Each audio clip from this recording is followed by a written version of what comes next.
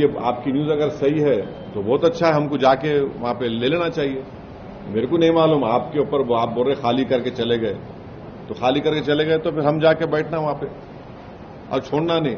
अब के बार अगर कुछ एक्शन ले रहे तो घर में घुस के बैठ जाना, घर में घुस के मारते बोले ना, अब घर में घुस के बैठ जाना, खत्म, ये होना चाहिए। पीओके ले लेना नहीं, अरे गवर्नमेंट खुद बोल रही, एक बात सुनिए, पीओके नहीं, पीओके का रेजोल्यूशन है पार्लियामेंट का, भारत की पार्लियामेंट का रेजोल्यूशन है, वो भारत का है बोल के। तो बीजेपी क्या बोलती, घर में घुस के बोले डैश डैश बोले, हम बोले घर में घुस के बैठ जाओ आप। ये खत्म होना है टेररिज्म, जो बार बार हर थोड़े दिन को जो टेररिज्म होता। आप देखिए हैदराबाद में लुम्बिनी पार्क का हुआ, दिलसुख नगर का हुआ। मैं एक शर्मा साहब को जानता हूं, तेलुगु के पंडित हैं, उन्होंने अपनी बेटी को खो दिए। कभी कभी आके मिलते मेरे दारुसलाम में, असद साहब मेरी बेटी याद आ रही मेरे को बोले। तेलुगु के पंडित अपनी नौजवान बच्चे भी खो दिए। आप 26/11 का हुआ, निजामाबाद की एक दुल्हन वो वीटी स्टेशन पे मारी गई जिसके हाथों में मेहंदी थी।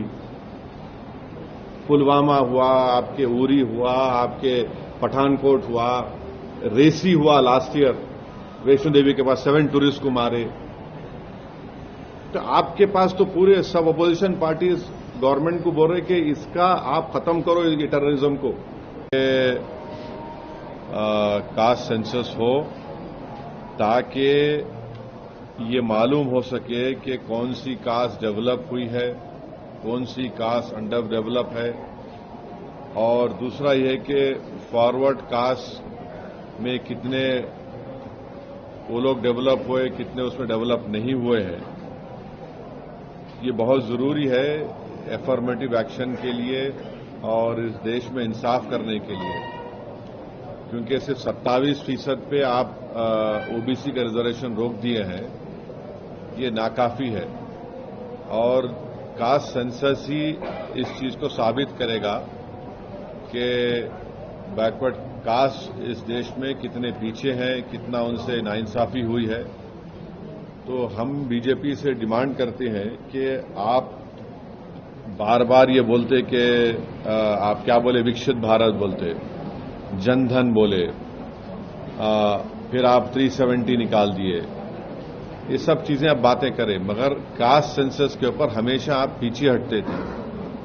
और जब कास्ट सेंसस का डिमांड शुरू हुआ तो खुद प्राइम मिनिस्टर और बीजेपी के बड़े बड़े लीडर्स बोले कि बटेंगे तो कटेंगे, और इस तरह की वाहियात बातें होती थी।